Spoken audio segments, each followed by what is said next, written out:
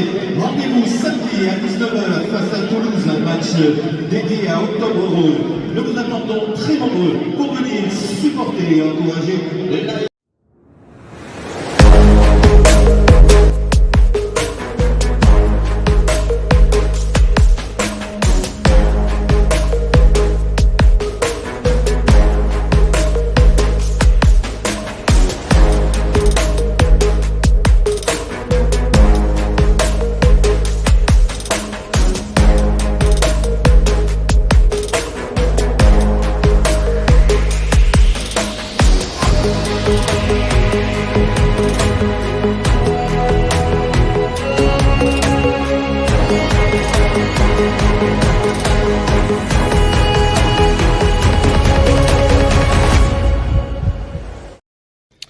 Hi everyone, hope you're well. Chris Cowlin here. Welcome back to the Matchday vlog. Now, last night Thomas Frank and Kevin Danso had their press conferences at the ground. Of course, they trained at Hotspur Way in the morning, then flew to Monaco. Chose not to train at Monaco's ground last night, the night before the game. Thomas Frank confirmed that Christian Romero is out, Destiny Doggy is out, Ben Davis will be out for a couple of weeks.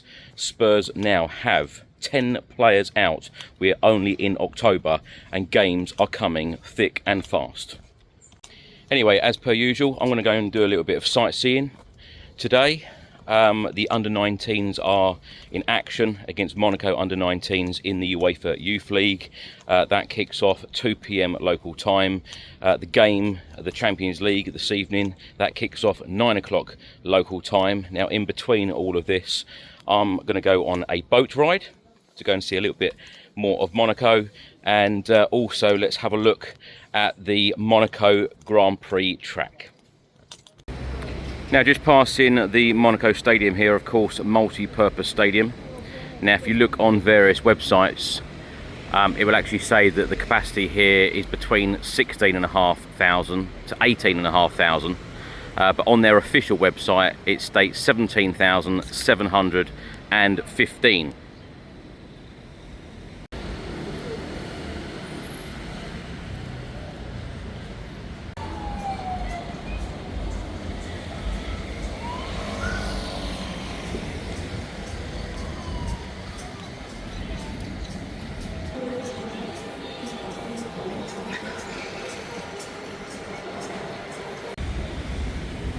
Now you can see all the Grand Prix markings here on the road.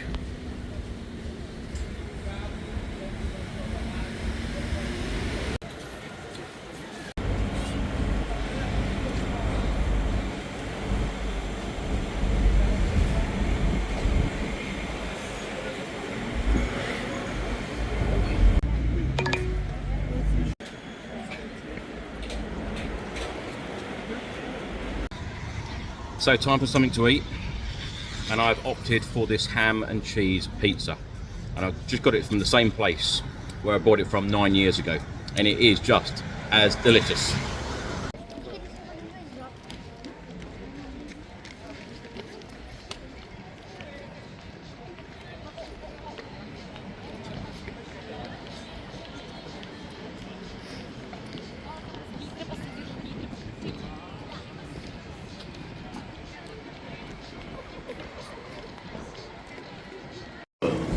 Ladies and gentlemen, hello and welcome on board.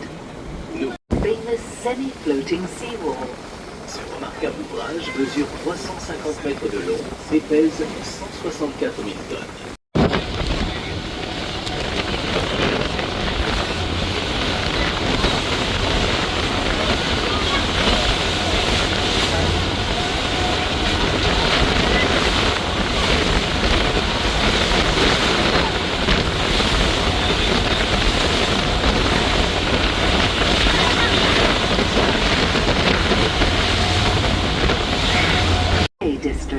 Sa superficie de 22 hectares a été entièrement gagnée sur la mer dans les années 70. Avant cette période, c'était en effet ici, la pleine mer. Its area 22. Qui fut enfin terminé, les immeubles ont été construits suivant deux techniques. Les uns comme de grands navires flottants dans le... C'est derrière ces immeubles que se trouve le stade de football Louis II. Behind these buildings is the Louis II football stadium. Il est doté de 25 000 places. It has a capacity of 25,000.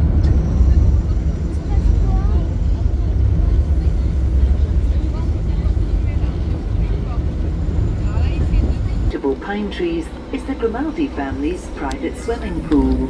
Dans le passé, elle a servi de cadre à de nombreuses et magnifiques photos.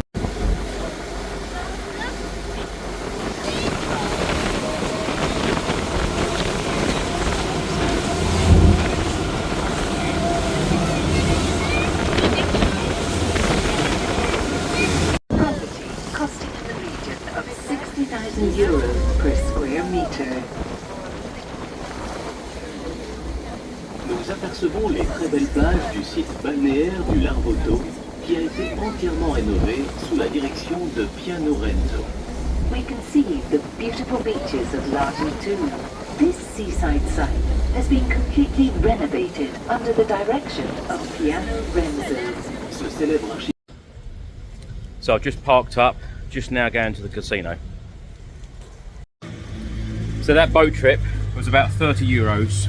It lasted just under an hour, well worth it. I tell you what though, if you ever do come to Monaco and you've never been here before, you have to do a lot of walking, and there are a lot of hills, and you've got to be fit. Almost at the casino now.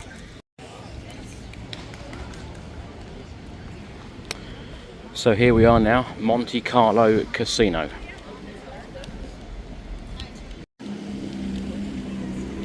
Now a couple of James Bond films were actually filmed here. Never Say Never Again and GoldenEye. Loads of films actually, Ocean's 12 as well.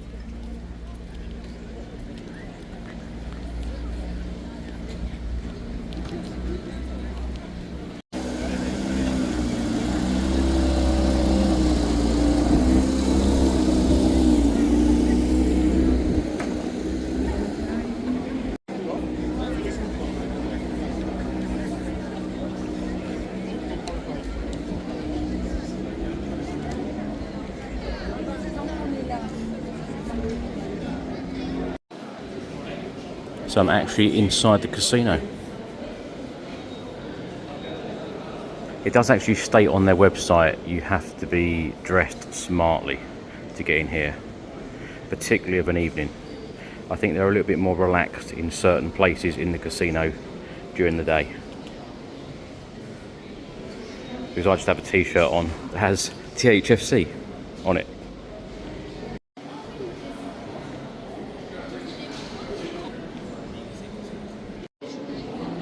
Yeah, these are their very strict rules here. And about the attire. No hamburgers, no dogs, no ripped jeans.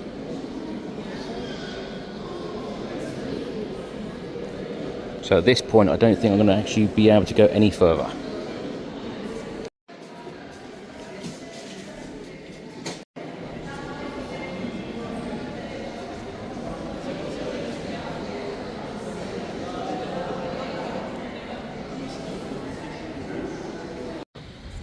So look at this wonderful view here. So taking a short walk now to the Prince's Palace of Monaco. Should take about 20 minutes, and should be able to get some footage of the Grand Prix track as well. This is exactly what I meant about a lot of walking, a lot of steps, a lot of slopes.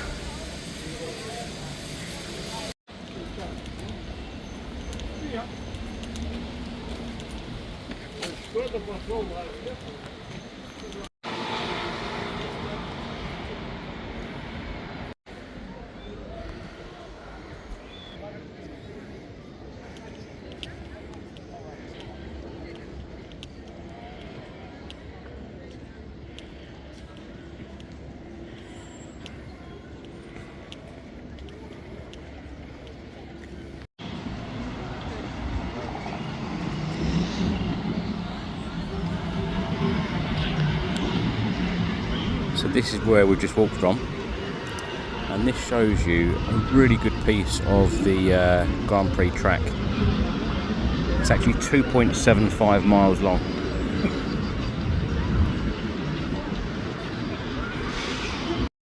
So I'm now on the bus, so I can have a look at the track and the circuit in much more detail.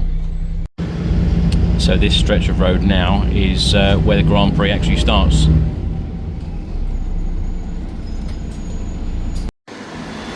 So an extremely famous piece of the Monaco track here. Fairmont Hairpin, the slowest bit of the track.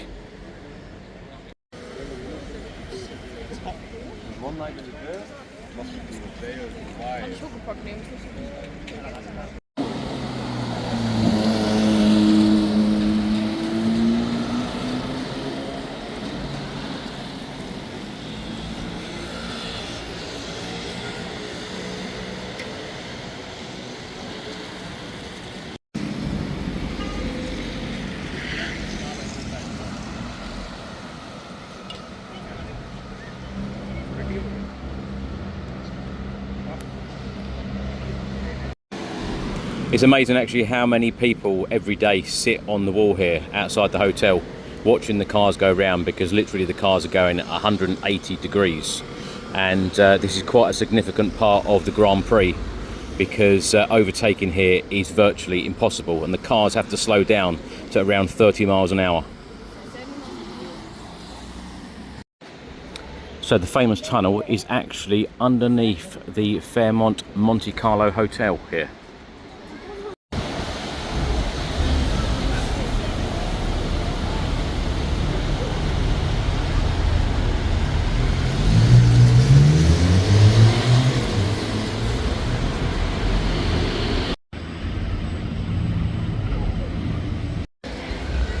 So this is the start line of the Grand Prix.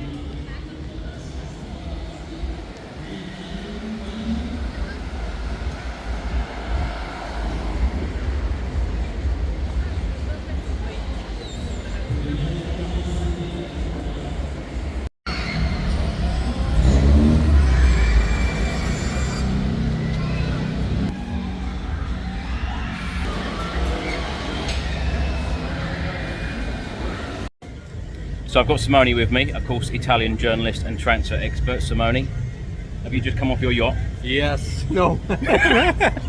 No way.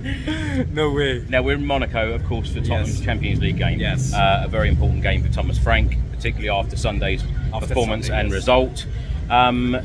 You've driven a long way, haven't you? Yeah. To come here. Yeah. From Rome. I went from Rome to Milan, and then from Milan here to watch the Spurs game. Tough game, massive game. Even after Sunday, just like you were saying, it's important, especially away from home, to try to immediately bounce back from the Villa game. For a club like Tottenham in Champions League, to finish into the top 8, to avoid the playoff, the playoff is gonna be massive. And if you wanna try till the very end to finish into the top 8 of this maxi group of 36 clubs, you have to win in places like this. So of course Monaco is a tough opponent. I hope that Thomas Frank studied the opponent like he did for example against PSG, against Man City. This is the kind of games where Thomas Frank is doing well. Of course he needs to improve in terms of having the ball, in terms of in the expression of the team. So this is a game where he should go well. What have you made of Thomas Frank at Spurs so far, and particularly our performances? Two phases. Away from home, brilliant. When he plays in Tottenham, when he plays home, he needs to improve so much in terms of what to do when you have the ball. When Spurs have the ball, they need to do better. They need to have more ideas. The game should be more fluid. I expect more from Xavi Simons. I expect more from Berval. I expect more from the midfielders, from the creative midfielders that have to do better to improve. That this is the key area of a football team, and this team needs to improve because Tottenham is regarded as one of the greatest clubs in England. So when you play at home, the opponents come with low blocks, and it's not easy to break the deadlock, to break the low blocks. So he needs to improve. I agree with Thomas Frank because he says that we have defended pretty well so far this season, which I completely agree with. But in the final third, we need to do a whole lot more, don't we? Yes, of course. If you take the positives, this team has already shown to be improved so much in terms of the tactical aspect, in terms of set pieces. How many times I was criticizing Edge Postecoglou and his set pieces week in and week out for almost 2 years. Thomas Frank actually almost used to beat PSG in terms of set pieces. So in this kind of circumstances he has improved the team a lot. But for what the Spurs fans really wanna watch, they wanna see a team that play entertaining football, fluid football. So he needs to improve. Just quickly, you mentioned that Ange Postecoglou lasted 39 days at Forest. Yes. Was that the right decision for Forest? The right decision for Forest, but the wrong decision for Forest was to get rid of Nuno. Yeah. So from Nuno to Ange is completely another idea of football, from very defensive football to very offensive. And Sean football. Dyche is going to be very different. And Sean Dyche would be a return to the original idea. Simone, what are you expecting tonight? Obviously, us as Spurs fans, we all want to see us win. We want to see us play decent, very attractive football. We want to see the 3 points. What's realistic tonight, and what would be your starting 11 this evening?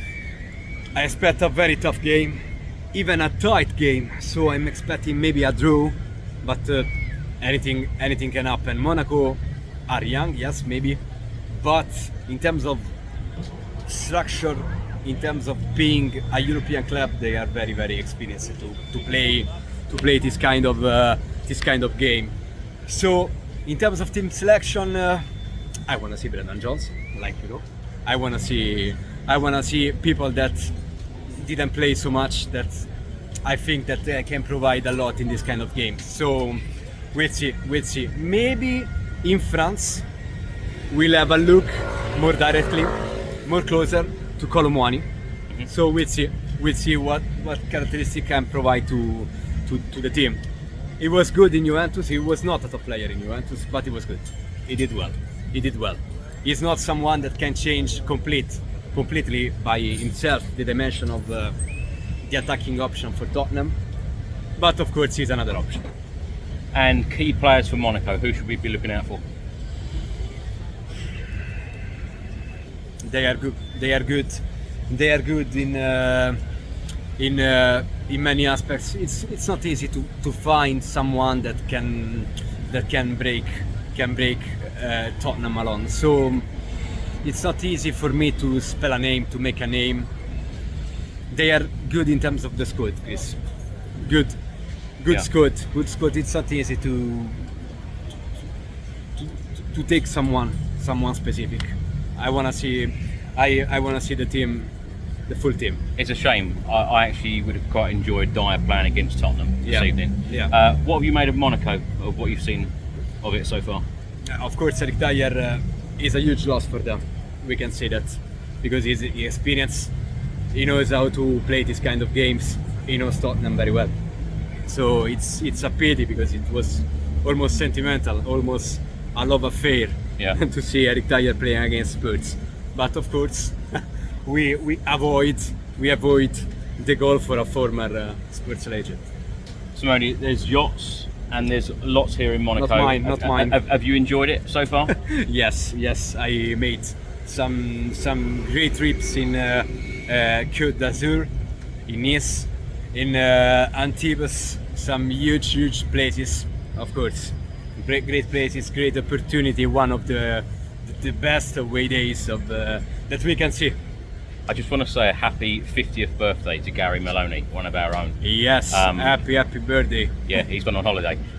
Lastly, I did mention to you a couple of minutes ago that one of our Champions League trips a couple of years ago, Melvin proposed to his girlfriend outside the stadium. Yes. You brought your girlfriend here to Monaco. What's the chances? 10%. 10%. Yes. Right, give me a score prediction tonight. 1-1. Why only 10%, by the way? No. Will she watch this? I don't know if she has to watch. Okay. You're going to go with 1-1? 1-1, yes. 1-1 for the game, 1-1.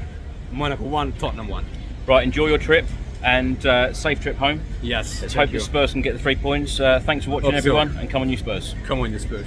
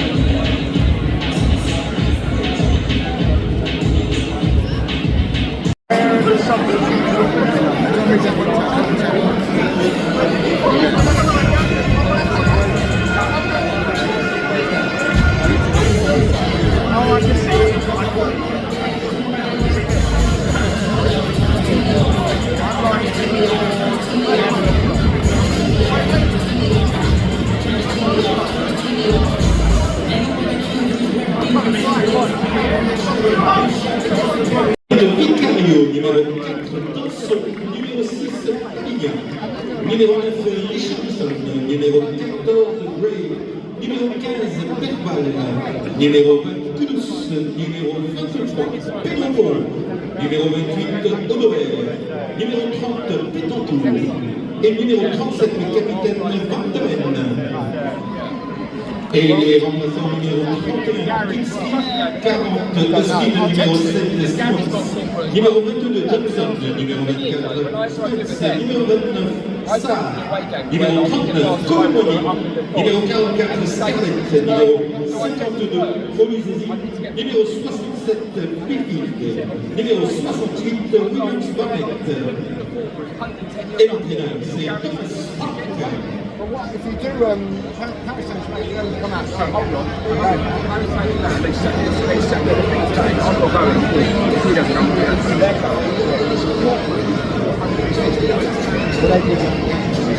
I've never seen that ever. Now, Dad, I don't want to go to So we've applied on his box, but for the normal ticket. You need to speak to Norway.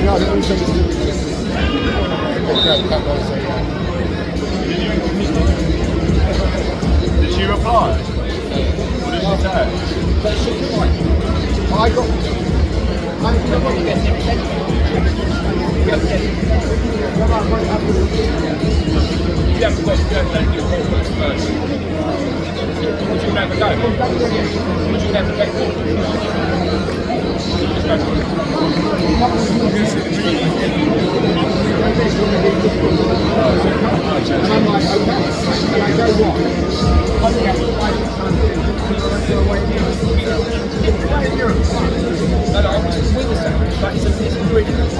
I feel about last year, I was amazing.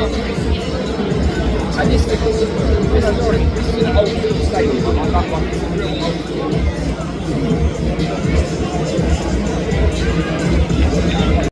C'est ton gardien,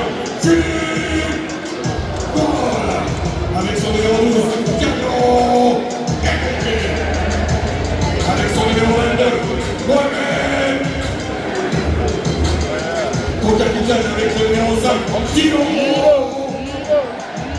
avec son numéro 27, Hairpin, il est présent avec son numéro 20, Cowlin. Il a son numéro 4, Jordan. Numéro 28, Monaco. Le magicien avec son numéro 11, avec son numéro 31, Ansu. Et avec son numéro 9, Cowlin. Les remplaçants ce soir pour la journée avec les 50 finales. Le 40 Stade, le 13 mars, le 23 Honda, le 41 Cowlin, le 12.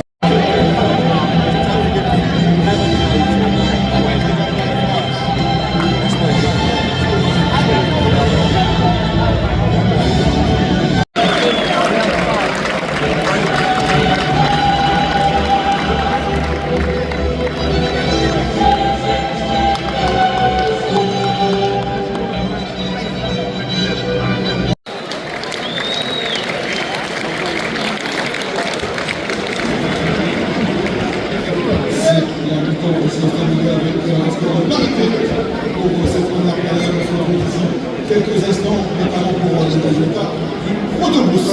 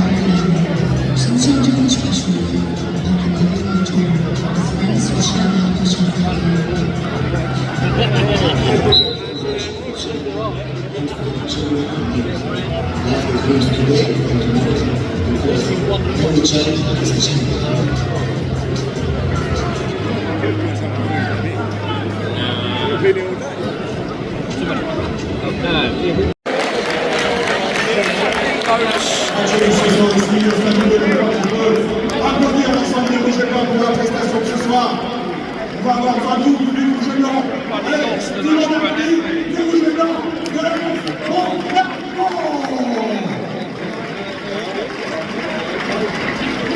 Merci à tous de votre présence et rendez-vous samedi à 19h face à Toulouse, un match dédié à Octobre Rose.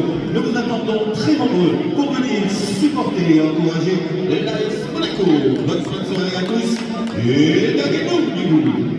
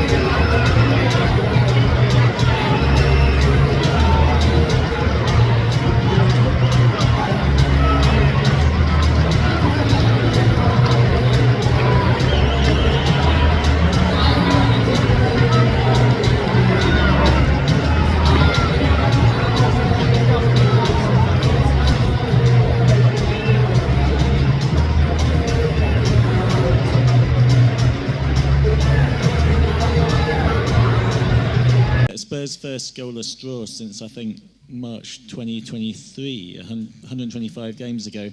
Did you set out to grind it out like that? Because that was kind of how it became in Manor.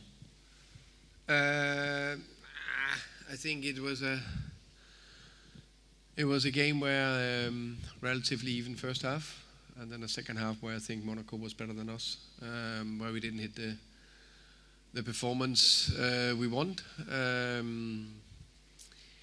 I think we lacked a bit of intensity overall in the game, especially the second half, and that combined with a day where we didn't hit too many players didn't hit a good knock level. That can happen. I think we are learning Champions League. And every game in Champions League is difficult, especially away games against a good Monaco side. I said before the game, which I also think it's fair to say they hit their best half in the season against us, but fair play to them. And then the ability for us to compete in the Premier League and then in the Champions League is a challenge we're up for and want to. I also think it's fair to say last year we finished 17th and competed in the Europa League, so we're taking it step by step. And it's not the worst thing on a bad day to get a point and a clean sheet. And I think today the clean sheet was down to a few things, but a big thing down to Vicario, I think, that played a fantastic game. Thomas, in the last sort of 10, 11 years, Tottenham managers have always had either both Harry Kane and Son to rely on, or one of them. You've got neither of them. Are we seeing the reality of that at the moment? That, like you say, there's some learning going on. It's quite difficult to create chances. Yes, yeah. I think that's fair to say. We have Wilson Odobert that I think is a very, very good talent, and I think he's been positive. But of course, he is taking his step into Premier League and Champions League. With other players also, with Xavi just come to the club. Lucas, a young player, could have been exceptional for us, but also played more or less every minute. So, like maybe that little extra spark today. A Kolomoani that we believe can make a difference. I think it looked positive when he came on, but I had that injury and then Dom. So, of course, there's some of that. No complaints. It is what it is. It's my job to get the most out of the players available. Thomas, you said that some of the players lacked some intensity, I think, and we obviously always associate your teams, your football with aggression and intensity. What do you put that down to? I mean, it's a Champions League night. Yeah, good question. Maybe need to think a little bit more about it. I'll try to come with an answer. There can be many things. It can be combination of played a good and very competitive game against Villa. I think we performed very well. Then to go again. Some of them haven't done that too much. Some have. We could be just on the day you don't hit a top performance. And I think actually the first half was okay in that sense. Where I think second half we lacked more. But just to be clear, is it a matter of effort in your mind, or? No, I don't think effort. I don't think that's. I think it's more the ability to go again and again and again in every action throughout a game. And I think it's not been a problem at other times. Sometimes it is. So yeah, today was not top. Hi Thomas. Just on Vicario, his performance was questioned a little bit, so to speak, on Sunday after the two long-range Villa goals. Is he the type of character that would have used that as fuel tonight? Did you speak to him? There's been, some questions amongst fans whether he should be your number one, but that was a great response tonight. Yeah, I actually think the two goals against Villa, I don't think it's like mistakes, or I don't think it's in any of that two great finishes. But what I would say, and as you said there, I think he was very good today. I think some of his saves was exceptional tonight, and he's a big part why we got a hard-fought point, but at the end of the day, it can be a crucial point. I'll just check on Wilson as well. He seems to feel something with his abdomen. Did he pick up an injury, or was he okay? Actually, I don't know, but of course we subbed him off because there was some pain, but I don't know the consequences of it. Hi Thomas, Monaco had 23 shots tonight. Is that worrying for you that they're hurting a lot? I know that you've drawn, but I just want to know your thoughts on that. Yeah, I think it's you can say we just played home to Villa where they only had 8 shots. So if it was every game we conceded 23 shots, it would be a big challenge, which it is definitely not.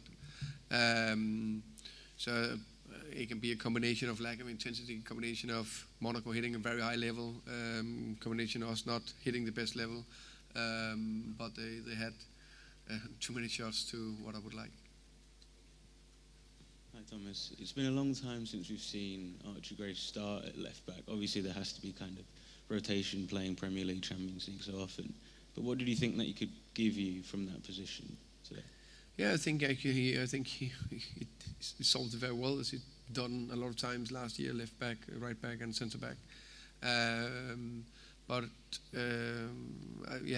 I think he can play all three positions. I think his best position is still midfielder, but I think he can play all three, and I think his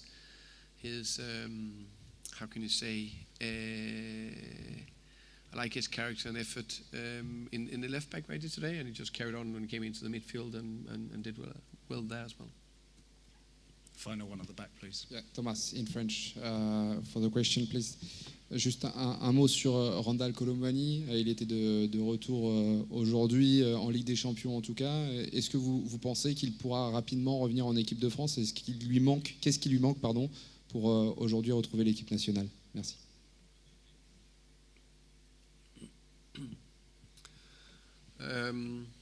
First and foremost, I think it was very nice to have him back in the Champions League, and I'm sure he appreciated it as well. We were very happy. I'm very happy that we managed to sign him in the end of the transfer window. He was unlucky to pick up a dead leg early. That's kept him out of the game so far. But now he's been training well for some weeks, and he got minutes in the weekend against Villa. Got more minutes today, and I think it looked. Some promising actions today. Of course, he liked the little bit more rhythm and max top actions. But I like him a lot in many aspects, and I think for any player to come into any national team, and the French is a very strong national team. Of course, you need to play more games, and hopefully we'll do that. Okay, thank you very much. Thank you. Thank you. Join it. Let's have a quick recap of the Champions League tonight. An amazing night here on 5 Live. Loads more goals as well. Big night for particularly two of our English clubs. You could say all three, actually, because Chelsea and Liverpool both won 5-1. And Spurs got a draw in Monaco as well. Chelsea with the commentary game here on 5 Live. Things got off to a bad start for Ajax with a red card after 17 minutes, and then it just went pretty much downhill from there. It's taken 2 seconds, the referee, to decide that Kenneth Taylor deserves a red card for the challenge on Facundo Buonanotte.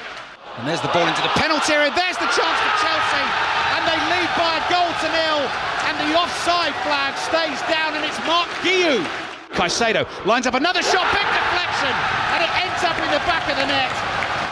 And it's Wout Weghorst, soaking wet Weghorst, who takes a deep breath and has a chance to get Ajax back in the game. Here he comes with his right foot, nearly saved by Jorgensen, but it creeps under his left hand, and Ajax do score. Enzo Fernandez was clattered. He's on his feet. He's taking the penalty. It's 3-1. Let's see if Esteval can stick the penalty away. He's taking a long run at this from the edge of the box. Here he comes with a panache with the left foot. What a penalty! Lavia plays it through the middle here. Santos nearly in. Tyreek George. 5-1. Chelsea score within 3 minutes of the restart of the game. It could be any number. Yeah, well, 5-1 to Chelsea in the end. Liverpool went one down in Frankfurt, but won 5-1 as well. So great night for them. Let's speak to Chelsea fan Emma O'Connor. Hello, Emma. Hello. Hello, Liverpool supporter Chloe Bloxham as well. Hello, Chloe. Hi. Chloe's a presenter for the Redmen TV and was watching the match. Chloe, do you want to just have your sigh of relief now on air, or are you all right? Are you after? Yeah. It could have been a disaster tonight, couldn't it, if you were beaten? It could have, yeah. But I'm just happy for the first time in what feels like a month. I get to be a little bit more upbeat and positive talking about Liverpool. Yeah. Chris Cowling's here as well, host of the Spurs Chat podcast. He's been following the team in Monaco tonight. 1-0, Chris, but it's a decent point at the end of the day, I suppose.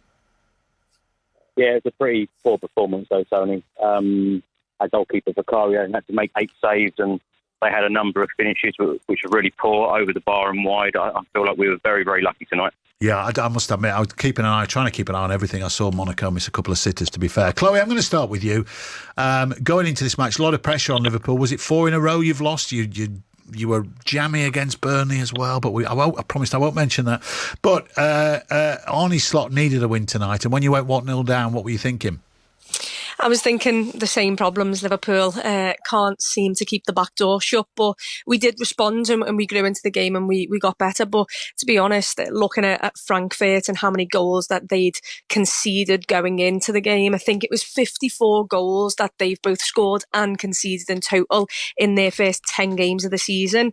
It was a game where I was hoping Liverpool, yet they might concede a couple, but hopefully we could score and, take our chances. And we did do that. And, we certainly ended up running away with it. But at 1-1, I thought there was goals to get for Liverpool. I was just conceded.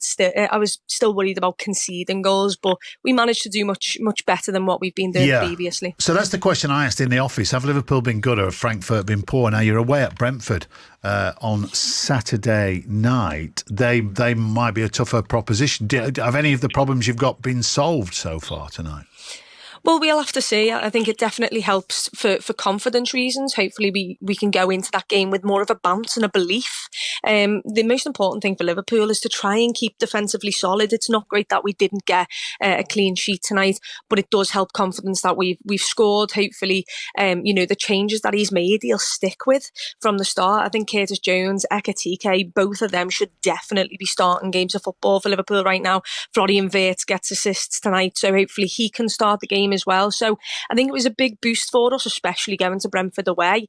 It doesn't mean that everything's solved and fixed, however, but hopefully it does give us a bit more belief and a bit more of a boost. And also it hopefully affects the opposition in thinking, actually, if we, do go after this Liverpool side, they can pick us apart. So hopefully it can help us mentally. Put people on the back foot. Well, you're 10th in the table at the moment, just a point off automatic qualification. A long way to go in the Champions League. Chloe, listen, thank you for coming on the show. Emma, it was easy as easy could be tonight for Chelsea, wasn't it, against Ajax, particularly after they had someone sent off? Yeah, but I'm still not happy we conceded. Oh, for goodness sake. So You found a negative. You've won 5-1 and it was a penalty. Yeah, and we played well and it was expected for Chelsea to... I mean, Chelsea have hit a bit of form in. I mean, September was pretty dire if you look at Chelsea results, but we seem to have built momentum over. So, yeah, it is a good result, but we needed to obviously win today.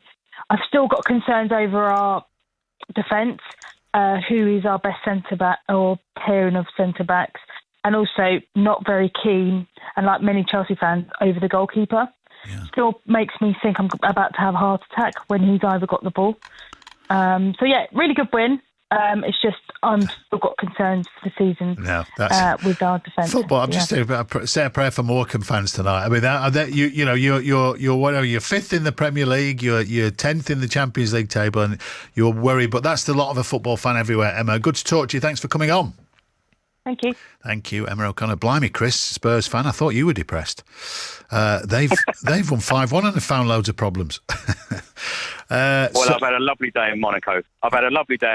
Tony. But apart from the football, it's been a great day. But we just really lacked creativity today. We had 2 shots on target, and they had 23 shots. Vicario, as I said earlier, had to make 8 saves, and I think it was very, very obvious 10-15 minutes in that Thomas Frank went to Monaco and he clearly wanted a draw. But as I also said, they've missed a number of chances. Vicario's had to make a number of saves, and I'll be really frank and honest. I don't think that any of us Spurs fans have been entertained since the opening day of the season. Yes, we've had some good results along the way, but we certainly haven't been entertained. You're not saying Frank out, surely? Absolutely not. But I think a number of things do need to change, particularly the front third. Some of our players in the front third, particularly Richarlison, are just simply not good enough. No. If I was to ask any football fan, what teams would Richarlison get into, particularly the top sides in the Premier League? I don't think he gets into many teams at all. But definitely not the top 6 sides in the Premier League. Chris, what about so it's kind of pragmatic football versus Ange ball, isn't it? Which is better? Well, of course, he's come in, steadied the ship. He's done a good job so far, but to lack that creativity that we have done in so many games. When you go to a Champions League club like Monaco and you draw 0-0, on paper it seems like a good result, but I could be talking to you now, having lost 5 or 6-0, and that could have been very, very realistic tonight without the heroics of Vicario and without them missing so many chances. Do you know what? I thought I've got 3 football fans, 2 wins and an away draw. I thought they'd be happy as Larry. Anyway, Chris, you're 6th in the Premier League. You're doing all right. We'll keep an eye on it all. But great to talk to you. Have a lovely rest of your evening in Monaco. Thank you so much. Cheers. Chris Cowlin there from Spurs Chat Podcast. Well, there you go. That's football fans for you. 5151.